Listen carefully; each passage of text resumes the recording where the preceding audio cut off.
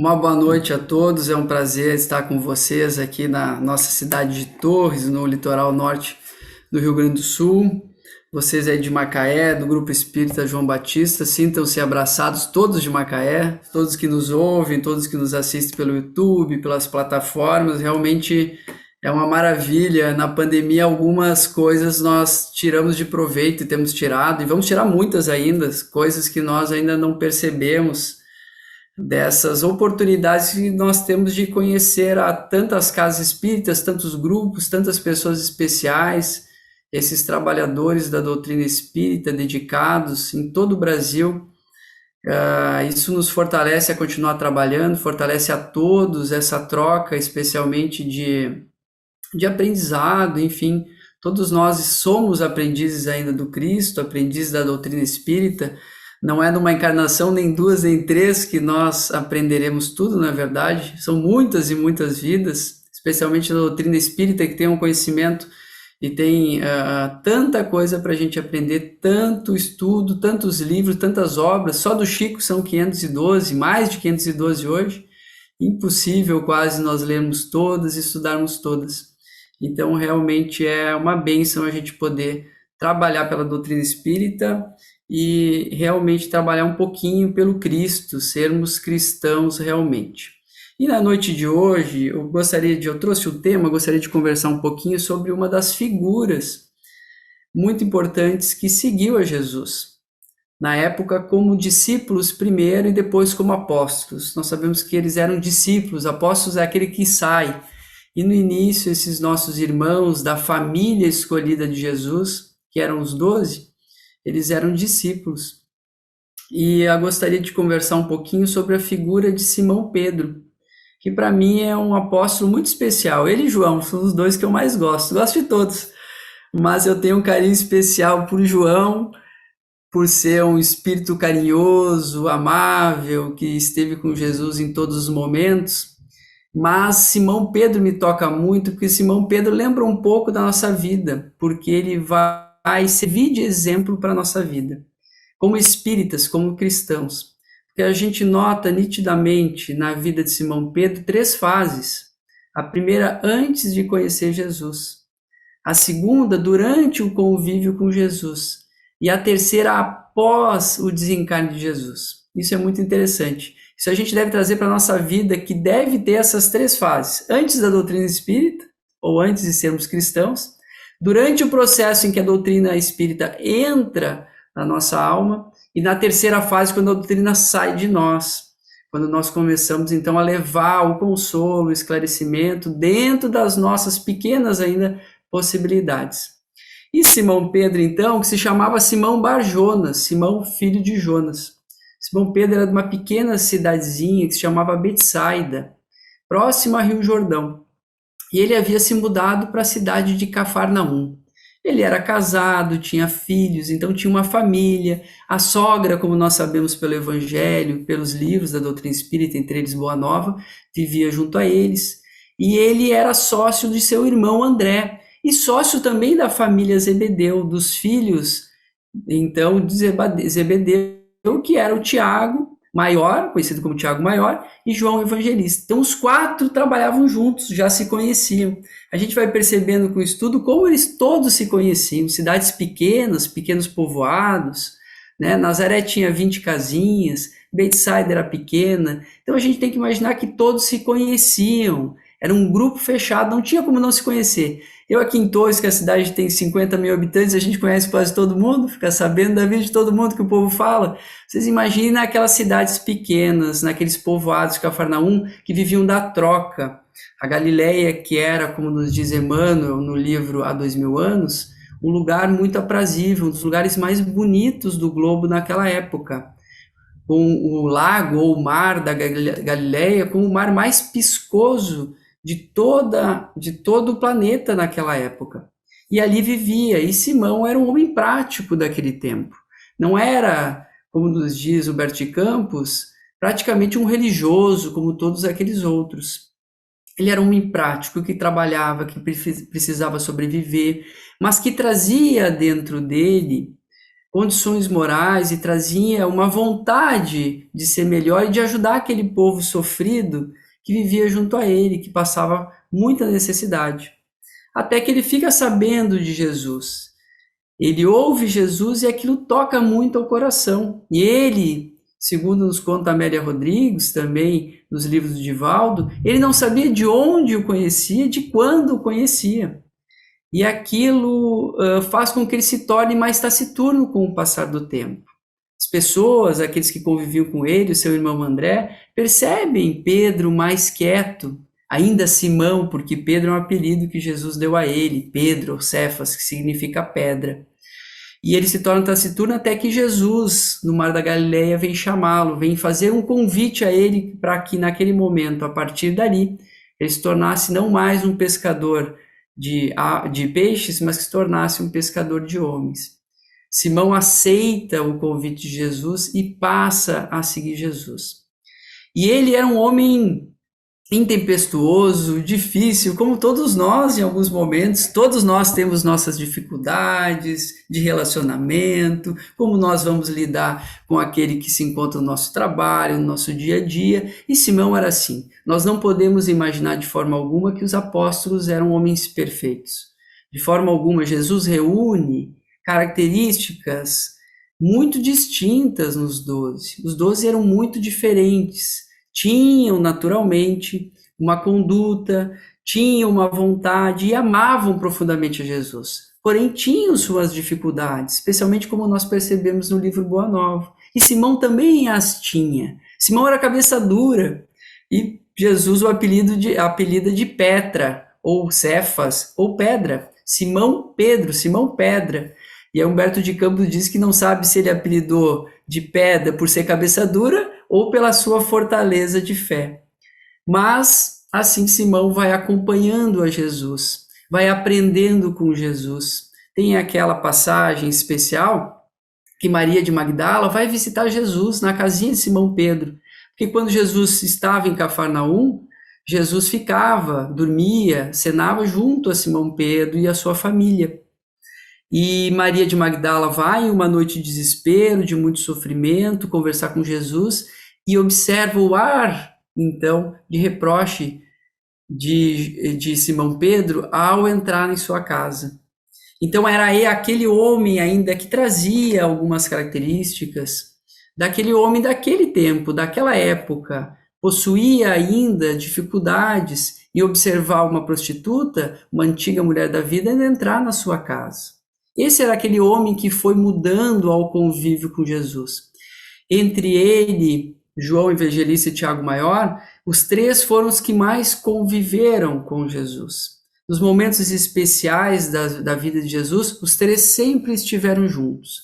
Pedro, Tiago e João. Por exemplo, na transfiguração, que a gente sabe, no Monte Tabor, quando se dirigiam de Cafarnaum em direção a Jerusalém, eles então vão estar com Jesus quando existe a materialização dos dois espíritos, Moisés e Elias. E eles ficam deslumbrados com aquilo. Pedro quer armar uma barraca e ficar por ali, porque eles se dirigiam para a festa das tendas. Decide ficar ali, gostaria de ficar ali, e não percebe, então, ainda a beleza e a glória do Mestre que se encontrava. Ainda não conseguiam perceber a grandeza de Jesus. Somente, talvez, após a crucificação é que conseguiram perceber mais como realmente era Jesus e quem realmente era Jesus. A gente observa isso na vida de Chico Xavier, por exemplo, claro, com as medidas proporções, mas as pessoas não percebiam quem era o Chico. Não tinham noção de quem era o Chico. Vocês imaginem se todo mundo soubesse ou percebesse realmente quem era Chico Xavier, a vida dele ia ser impossível. Porque se as caravanas já se avolumavam com o passar dos anos, vocês imaginem se todo mundo soubesse, percebesse a grandeza daquele médium, daquele espírito. E assim era também Jesus para aqueles homens que tinham em Jesus aquele que ia, o Messias prometido, que ia implementar então o reino de Deus na terra. Pedro não conseguia entender ainda, naquele momento, que Jesus em realidade queria implementar o reino de Deus nos corações dos homens. Os anos passam, Pedro vai tendo muitas experiências junto a Jesus, percebe aquelas maravilhas, comete muitos erros. Pedro foi grande porque cometeu muitos erros. Jesus chamava a sua atenção e ele mudava. Ele não persistia naquele erro, ainda que muitas vezes ele os cometesse, Jesus o chamava a atenção e ele melhorava, ele foi se transformando realmente. Era um homem que se esforçava em ser melhor a cada dia. Tanto é que, com o passar do tempo, ele foi se tornando, então, uma espécie de líder entre aquele grupo. Talvez porque também fosse um dos mais velhos. Na época que convivia com Jesus, já tinha mais de 40 anos de idade, 43, 44. Para aquela época, naquele ambiente, 40 e poucos anos já era velho. Eu vou fazer 43, naquela época eu já seria bem velhinho. Então, aqueles homens eram considerados idosos, anciãos para aquela época. E a média de idade de vida era 20 e poucos anos de idade. Então, Pedro era o mais velho e era um líder nato, possuía essa liderança nata, como a gente vai perceber depois com o passar do tempo. Enfim, na última festa de Páscoa, então, quando eles se dirigem a Jerusalém, Pedro acompanha, algo ainda preocupado, porque Jesus provavelmente seria preso.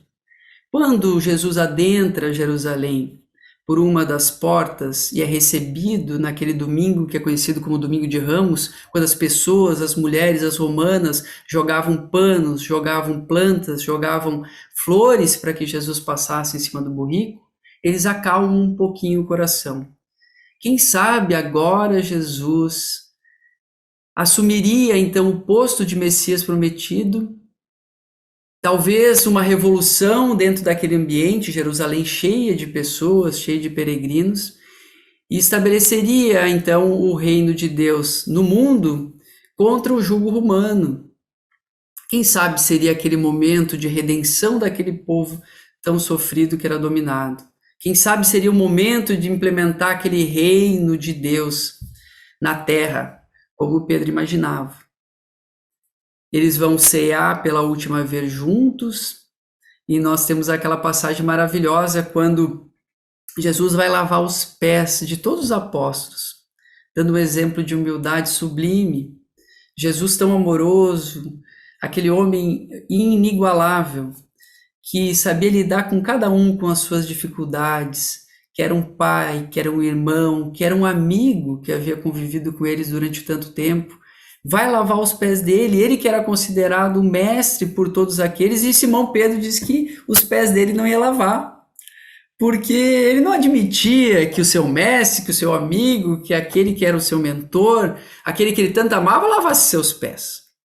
E aí Jesus diz que se ele não permitisse que seus pés fossem lavados, ele não estaria com ele não teria parte com ele. E aí Pedro diz rapidamente, como nos diz o Evangelho, então não somente os pés, mas as mãos e a cabeça, porque eu quero estar contigo, porque Pedro amava profundamente. E Jesus, durante a última ceia, começa a conversar e diz que não vai mais estar com eles, começa a anunciar que não estaria mais com eles. Até que Pedro faz uma pergunta, mas afinal, Senhor, onde vais? Para onde tu irás? Eu vou contigo. Ele diz, Pedro, para onde eu vou? Tu ainda não podes ir. Ainda não tens condições de ir. Mas como? Por acaso não sou homem? Por acaso não demonstrei a minha fé? Por acaso não demonstrei que eu estou com o Senhor para o que der e vier, como a gente diz? Por acaso não demonstrei quanto amo? E aí nos conta Humberto de Campos que Jesus fala uma célebre frase muito interessante para nós, que o homem do mundo é mais frágil que perverso. Pedro, Pedro, ainda me negarás 3 vezes. Pedro, perceberás ainda que o homem do mundo é mais frágil que perverso. E aquilo fica na cabeça de Pedro. Jesus acaba sendo preso, no horto ele dorme, não consegue ficar junto a Jesus, tenta defender a Jesus, mas Jesus acaba sendo preso, entregue por Judas, num conluio de Caifás e Anás. Jesus é levado, então, para o palácio de Caifás, e Pedro e João são os únicos que correm para tentar auxiliar Jesus.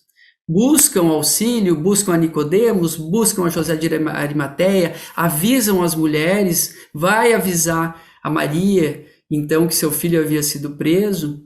E ele vai então até o palácio para ver a Jesus, como Jesus se encontrava, tentar fazer algo a Jesus, porém ele ainda trazia aquela fragilidade que Jesus havia anunciado. E aí nós sabemos que após o contato com uma mulher e outros 2 servos e um homem, Pedro acaba negando a Jesus 3 vezes, dizendo que não o conhecia, e naquele momento ele lembra da frase de Jesus: Pedro, Pedro, ainda essa noite perceberás que o homem do mundo é mais frágil que perverso. Aquilo dói profundamente em Pedro. Como ele, que havia aceitado o convite de Jesus, como ele, que se considerava também um auxiliar do mestre naqueles trabalhos, que auxiliava a liderar aquele grupo, como ele que havia estado com Jesus em momentos tão inesquecíveis, no Tabor e tantos outros, como ele era tão frágil, como ele ainda não possuía fé, como ele ainda havia negado Jesus a 3 vezes, porque ele também não tinha condições de dar o testemunho que Jesus dava. Ele não conseguia compreender aquilo, porque ele ainda. E aquilo lhe entristece profundamente, lhe dói na alma. Acompanha de longe a Jesus durante a crucificação e observa o mestre naquele sofrimento inenarrável em que o coração de Pedro se despedaça. O que seria dele, afinal? Antes de Jesus, ele era um pai de família, um trabalhador. Jesus o havia convidado, era um discípulo, mas agora ele precisava se transformar em um apóstolo. A primeira fase do homem comum, do homem do mundo, do homem do dia a dia da nossa vida, nosso trabalho, nosso sustento, das preocupações materiais, algumas religiosas pequenas, somente para cumprir, então, o que era cumprido na época entre os judeus. A segunda fase é acompanhando Jesus. E agora? O que seria dele? Mas especialmente pensava Pedro, o que seria dele sem Jesus? Afinal, se Jesus o educava, o auxiliava, estava junto deles, o que seriam deles sem Jesus a partir daquele momento? E que sofrimento trazia Pedro no coração? Que sentimento de abandono, de tristeza. Quando a gente perde um ente querido, um amigo, quando se muda, como a gente sofre também. Agora imaginemos Pedro sofrendo por Jesus. Quando uma mãe nossa desencarna, o pai, eu que já tive a mãe que já retornou ao plano espiritual, como a gente sofre essa necessidade de contato, de convívio, ainda que sejamos espíritas, nós estamos encarnados. Nós temos as necessidades materiais de toque, de abraçar, de sentir, e nós temos dificuldade ainda de lidar com isso, porém o tempo com o conhecimento é mais curto do luto. E Pedro vivia esse momento de luto. Jesus havia anunciado que apareceria, mas apareceria, não apareceria, apareceria, não apareceria, até que nós sabemos que ele aparece no horto para Maria de Magdala. E Maria de Magdala vai contar a Pedro. Mas Pedro, mais uma vez, era um homem do mundo. Quando Maria conta a ele, ele não acredita. Uma mulher me contando isso, e ainda por cima uma mulher que tinha esse tipo de vida. Pedro trazia ainda os preconceitos, ainda não havia se libertado daqueles preconceitos, que não é fácil. Ele ainda não havia mudado de todo. E ele diz assim, não pode ser, vou ter que olhar com meus próprios olhos. E chega lá correndo, esbaforido, porque o Pedro já era mais velhinho, João correndo na frente, chegando antes, e observam então o túmulo de Jesus aberto. E ainda não acreditam que Jesus havia aparecido, até que Jesus, quando ele se encontrava em uma casa em Jerusalém, aparece aos 11 discípulos, aos 10 na realidade, porque Tomé não estava junto do primeiro. Depois eles ficam sabendo que Jesus aparece para 2 amigos que andavam em Emaús, e assim por diante. Passam-se aqueles dias em Jerusalém, porém Pedro, ao ver Jesus, sentia, além daquele amor, além daquela ternura, ele sentia algo envergonhado, porque ele havia negado a Jesus 3 vezes. Como ver o Mestre mais uma vez? Como estar com Jesus mais uma vez, se ele havia falhado? Isso na ideia dele. Se ele havia sido frágil, se ele não havia demonstrado aquela fé, aquela pedra que Jesus chamava. se dirigem então a Cafarnaum, retornam a Cafarnaum depois de algumas aparições de Jesus, e eles precisavam voltar ao trabalho. Aí nos conta o Evangelho de João, capítulo 21, 15, que é belíssimo, adoro essa passagem do Evangelho, que é a segunda pesca milagrosa, que é a pesca que ocorre numa aparição de Jesus. E nos conta o Evangelho de João, então, que Pedro convida alguns pescadores para ir pescar à noite. Eles precisavam continuar trabalhando, precisavam sustentar suas famílias. E todos muito taciturnos, muito tristes. Será que Jesus apareceria de novo? Jesus havia indicado para que eles retornassem a Cafarnaum. Apareceria? Onde apareceria? Aquelas disputas pequenas entre eles. E nos conta João, então, que no barco se encontrava Pedro, o próprio João e Tiago, seu irmão, Tomé, Bartolomeu ou Natanael, que são os mesmos, e mais 2 discípulos que nós não sabemos quem eram. Estavam em 7 no barco. E eles saem à noite, a pesca ocorria à noite. Então o barco saía à tardinha, passava a noite inteira e retornava pela manhã. O Mar da Galileia, naquela época, ele tinha mais ou menos 20 quilômetros de extensão por 10, né? E vários povoadinhos ao redor, várias cidades. A Galileia, na época, não era tão pequena, com as cidades e alguns povoados que tinham quase 1 milhão de pessoas ao redor de todas aquelas cidades reunidas. Tinha a capital da Galileia, enfim, não era tão pequena quanto a gente imagina. Os povoados eram pequenos, mas eram muitos. E então, esses apóstolos saíram a pescar e não pescaram nada. A noite inteira jogavam a rede, nada, e nada de pescar, nada de pescar. E aí começou a amanhecer. E eles decidiram retornar com o barco às margens, então, entristecidos, porque não haviam pescado nada, chateados, já discutido entre eles, né? Porque não era fácil lidar com aqueles todos. Será que Jesus volta? Será que Jesus não volta? Jesus vai aparecer? Não vai aparecer? O que nós vamos fazer agora? Temos que sair ao mundo? Não temos que sair ao mundo? Aquelas disputas, aquelas conversas. Como é que vai ser o trabalho? Lembra a casa espírita. Como é que a gente vai fazer a partir de agora? Vamos ir? Não vamos ir? Vamos entregar a cesta básica? Vai ficar? Pode ir? Tem Covid? E agora? Disputas normais entre as pessoas até chegar a um consenso. Os apóstolos eram assim. Era um grupo eclético, com muitas diferenças que a gente observa, por exemplo, no livro Paulo Estevão. Quem quiser observar vai ver essas dificuldades de relacionamento entre eles. Normais. Nada anormal, mas tudo se resolvia com amor. Enfim, retornando pela manhã cedo, então, eles, um pouco entristecidos, eles observam um homem, nos conta João Evangelista no seu Evangelho, eles observam um homem caminhando à margem da praia. E esse homem caminhava, esse homem diz assim, segundo João: criancinhas, que tens para comer? Pergunta aos apóstolos, como criancinhas. E aí eles dizem: não vês que não temos nada, não pescamos nada a noite inteira. E aí aquele homem diz assim: então vocês devem jogar a rede para o lado direito do barco. E eles devem ter pensado: quem é esse homem para dizer que se a gente joga a rede para o lado esquerdo, para a direita, eu já pesco há mais de 30 anos, quem é aquele? Mas eles não sabem por que eles decidem jogar a rede para o lado direito do barco. E eles jogam a rede para o lado direito do barco, nos conta João. E quando eles jogam a rede e começam a puxar, a rede estava cheia de peixes. Uma imensidão de peixes tão grande que o barco quase vira. E eles tinham dificuldade de segurar. E aquele barco quase virando, e João olha para a praia.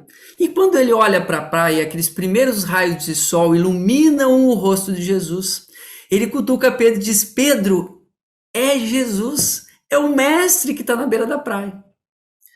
E Pedro, nos conta João, não espera o barco chegar à beira da praia, ele se joga. Eu acho uma imagem tão linda, porque ele se joga para Jesus. Ele não espera chegar na margem. Todos os outros ficam sentados, ele pula e vai nadando para chegar e abraçar a Jesus na beira da praia, todo molhado. Abraça Jesus de uma forma tão carinhosa, por rever novamente o mestre, que ali estava com eles como tantos anos havia de convivido.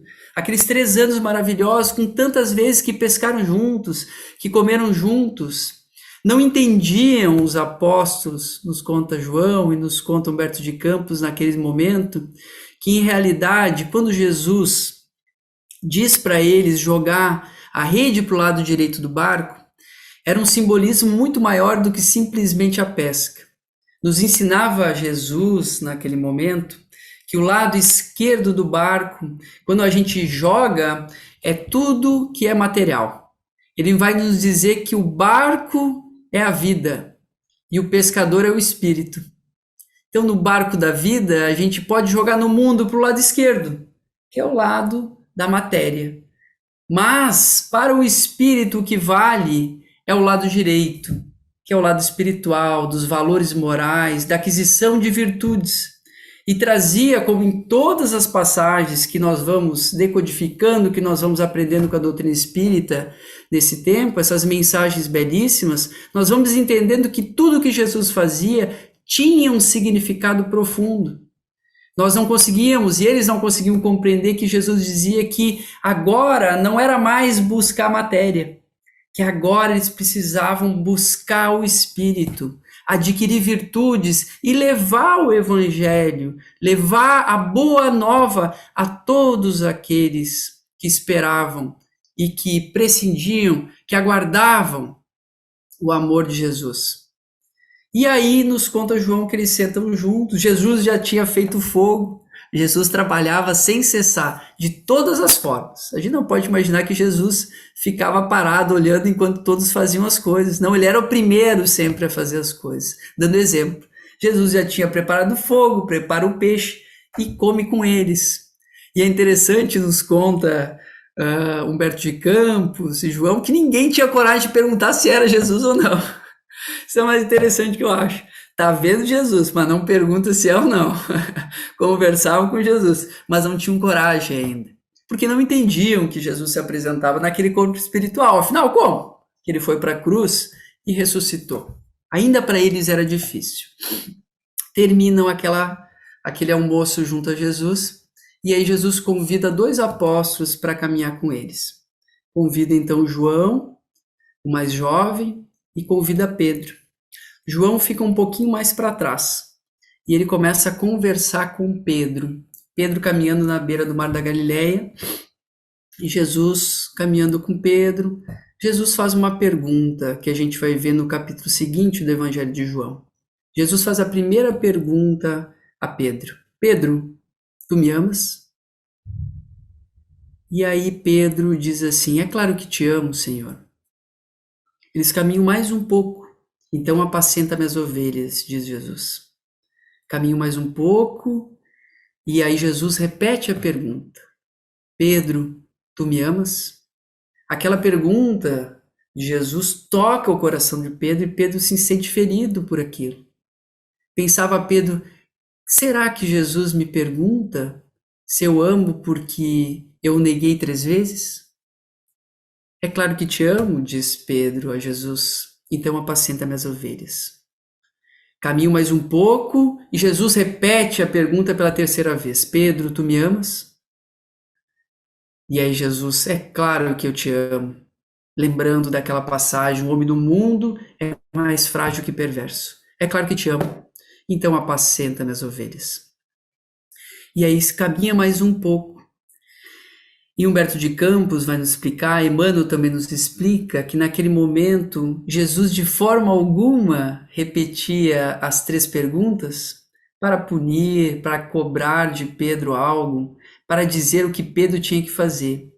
Ele só recomendava a Pedro que ele deveria ter, a partir de agora, amor em tudo que fizesse. Pedro, tenha amor. Tu me amas? Apacenta minhas ovelhas. Ama, vai e ama muito.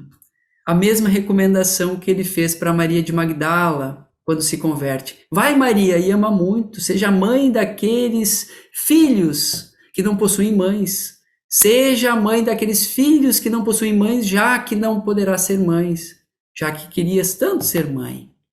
Pedro, vai e ama. E aí conversa com ele mais um pouco. E Pedro, curioso, homem prático, pergunta e ele? Pergunta de João, a gente quer saber do amigo. Tá, e agora? Eu, tudo bem. E ele que tá aqui atrás?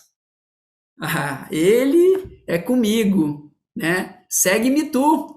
Quer dizer, cuida da tua vida agora um pouco. Quer dizer, deixa ele. A ele não te importa, segue-me tu, porque ele diz assim: Pedro, quando eras jovem, tu ia para onde querias, mas chegará um momento em que alguém te cingirás e te levarás para onde não queiras. Naquele momento, Jesus anunciava também o martírio de Pedro. Passam-se muitos anos a partir daquele momento. Realmente, a partir daquele momento, Pedro passa a ser um apóstolo. Não era mais Simão Barjonas, mas era Simão Pedro, o apóstolo. Muitos anos de luta, muito trabalho, suas dificuldades. Em Jerusalém funda a Casa do Caminho junto com Tiago Menor. Tiago Maior, o apóstolo e irmão de João, desencarna logo depois, mais ou menos no ano 43, poucos anos depois do desencarne de Jesus, em torno de 15 mais ou menos, 15, 16. É o primeiro que é então martirizado. Passam-se muitos e muitos anos, conhece Paulo de Tarso, entende-o, recebe na Casa do Caminho, recebe Estevão, enfim, vai se tornando um líder e leva o evangelho, vai a Antioquia, vai a Éfeso, ajudar João e assim por diante. É um trabalhador incansável, já alcançava 70, quase 80 anos de idade. Mais ou menos no ano 67, Paulo de Tarso, o convertido de Damasco, é levado a Roma, é preso. E mais uma vez, Pedro, com mais de 80 anos de idade, segue a Paulo para o acompanhar. Vai a Roma, dá força moral, dá sustento moral, dá colaboração a ele naquela luta que ele travava. E ele vai a Roma. Paulo prepara uma casinha para Pedro, que provavelmente vai com a sua esposa, nós não sabemos, com seus filhos, prepara uma casinha e acaba que os dois são presos. Os dois são presos na prisão Marmetina. A prisão Marmetina era uma prisão que ficava embaixo do Fórum Romano. A prisão existe ainda e é um buraco. Quando você visita, você desce, você é içado por um buraco e as pessoas ficam num lugar fechado, ficavam em uma espécie de caverna, digamos assim. Inclusive, não havia nenhuma iluminação. E quando os corpos, por exemplo, daqueles prisioneiros morriam, eles abriam a cloaca, lavavam aquele lugar e saíam. E ali fica Pedro, com mais de 80 anos, e Paulo, que já havia sofrido todo tipo de perseguição. Já havia naufragado várias vezes, tinha sido picado por cobra, tinha sido pedrejado, tinha passado por chibatada, enfim, dando realmente um testemunho de amor a Jesus. Dando um testemunho de amor a Jesus, porque eles diziam que o martírio para eles, o martírio não era nada perto do que Jesus havia passado. O martírio para eles era um troféu, não no sentido de ganho, mas de realmente demonstrar aquela fé. E aquilo já vivia dentro deles, porque naquele momento para Pedro já sentia a presença de Jesus. Jesus saía da boca de Pedro, o evangelho transbordava da boca de Pedro. E eles conversavam com Jesus, a gente sabe que Paulo de Tarso não conheceu Jesus. E eles, durante aquelas noites presos, conversando, Pedro e Paulo conversavam sobre Jesus, falavam sobre as suas viagens, conversavam sobre Maria, sobre as caminhadas em Cafarnaum, sobre as curas de Jesus, sobre a palavra, sobre o carinho, sobre aquele homem maravilhoso, sobre aquele espírito, aquele pai, aquele mestre. E um soldado que ouvia fica impressionado com aquela figura de Jesus. Se existiria no mundo um homem igual àquele que eles narravam. E fica impressionado também com aquelas duas figuras judiadas pelo tempo, cansadas, maltratadas, com aquelas duas figuras que, apesar do corpo que sofria, apresentavam uma fortaleza moral que ele não conseguia compreender. Como dois presos naquele ambiente, apresentavam tamanha vivacidade, um brilho no olhar que ele não conseguia observar nos outros. E aí, então, aquele soldado decide libertar os dois. Vocês podem fugir. Paulo fica e diz a Pedro, você é mais velhinho, tá com preferência. E Pedro vai, até porque Pedro tinha outros trabalhos. Pedro, você deve ir porque você deve seguir, você tem compromissos com a igreja nascente, igreja no sentido de estabelecimento do cristianismo, naquela época, Pedro como líder. E nos conta então que Pedro sai. Pedro sai de madrugada, os cabelos eriçados, madrugada de Roma, correndo. Vocês imaginam, preso durante aquele tempo, com dificuldade de caminhar, com mais de 80 anos, ele toma a Via Ápia, que era uma das vias que saíam de Roma. E tomando a Via Ápia, ele caminha e vai caminhando, cansado, sentindo aquela brisa da manhã que iniciava. Os primeiros raios do sol brilhavam. E de repente ele senta-se numa pedra. E ele começa a observar uma luz muito forte que se aproximava. Uma luz belíssima, muito, muito forte.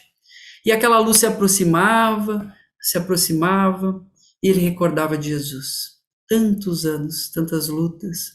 Ah, que saudade de Jesus. Que saudade de Jesus que a gente sente, né? Todos nós, no nosso coração. Ser espírita é ter saudade de Jesus. E a gente tinha tanto, ele tinha tanta saudade de Jesus, quando ele começa a observar aquela luz que se aproximava.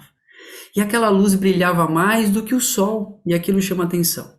Brilhando mais do que o sol, de repente ele vê se materializar Jesus. E ele pensa, ah, mestre, Jesus de novo, que saudades. E vê Jesus se aproximando, e Jesus não para e passa por ele. E quando Jesus passa por ele, ele observa, mestre, onde vais? Covardes como tem. Tem até um filme, Covardes. Mestre, onde vais? Ele diz, ah, Pedro, volta a Roma para junto daqueles que abandonastes. Me entregarei mais uma vez em martírio.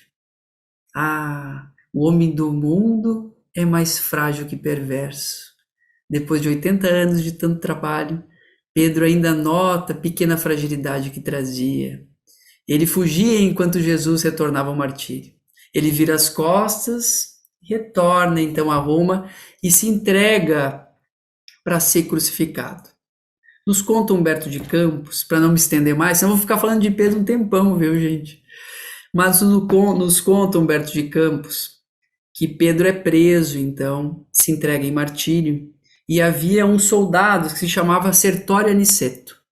Quando ele é retirado da cela para ser levado para martírio, e dizem, então, os antigos que ele fora crucificado de cabeça para baixo, assim solicitado por ele, para que em nenhum momento se igualasse ao mestre.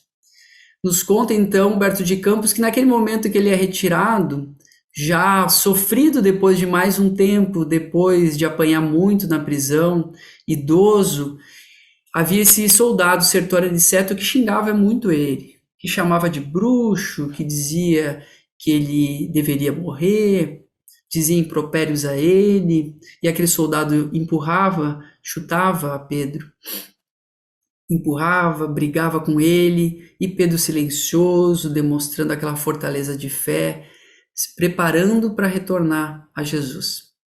E aquele soldado era o único que assim se portava, brigando com Pedro. Pedro desencarna e retorna ao plano espiritual, nos conta Humberto de Campos. É recebido por Jesus naquelas paragens maravilhosas, vê antigas afeições que já haviam retornado ao plano espiritual, abraça todos aqueles apóstolos que já haviam desencarnado, se sente feliz com a presença de Jesus.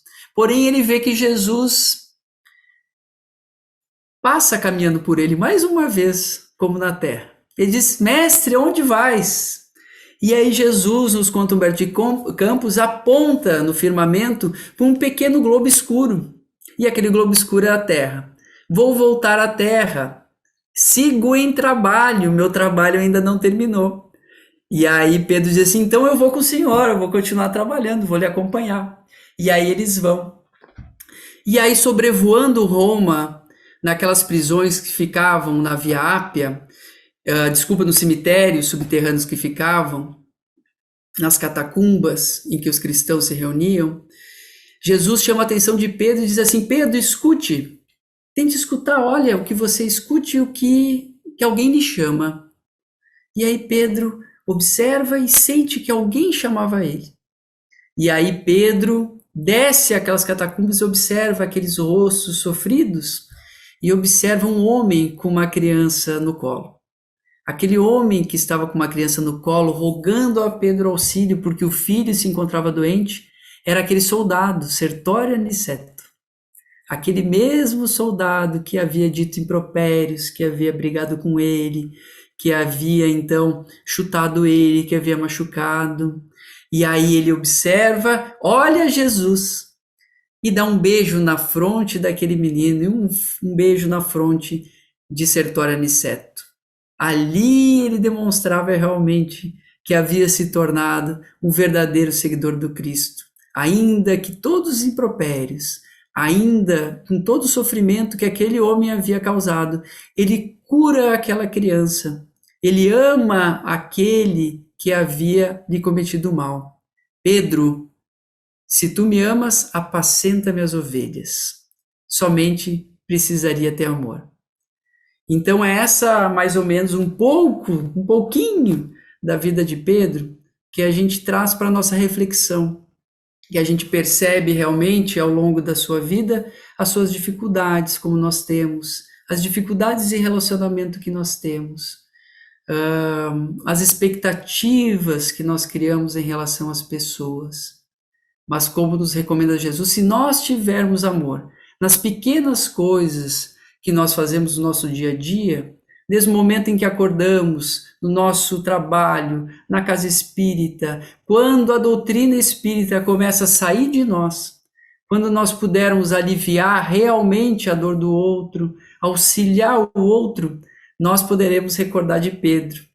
E nós poderemos fazer uma análise da nossa vida. Antes, eu era assim, antes de conhecer a doutrina. Durante a doutrina, eu já melhorei um pouquinho. E agora eu sou muito melhor. Não sou perfeito, mas sou melhor. Lembremos de Kardec, conheces o verdadeiro espírita pelo esforço que faz para melhorar-se a si mesmo. No dia de hoje, sermos um pouquinho melhores do que ontem, não sermos perfeitos. Se ainda nós não percebemos essa mudança, ao conhecer Jesus realmente através da doutrina espírita, ainda temos largo caminho pela frente. Todos nós temos largo caminho pela frente de evolução. Mas essa percepção dessa mudança deve ser viva em nós, porque deve haver essa diferença entre antes e depois de Jesus em nossa vida. É necessário conhecer o Mestre, conhecer a doutrina espírita e fazer com que nós sirvamos, então, de elementos, de co-criadores e participantes dessa obra que Jesus nos convidou. Então, na noite de hoje, eu queria agradecer a todos, deixar esse exemplo de Pedro, mandar um abraço a todos e que o Mestre Jesus nos envolva. Espíritas, amai-vos, espíritas, instruí-vos. Esse é o primeiro mandamento. Que assim seja.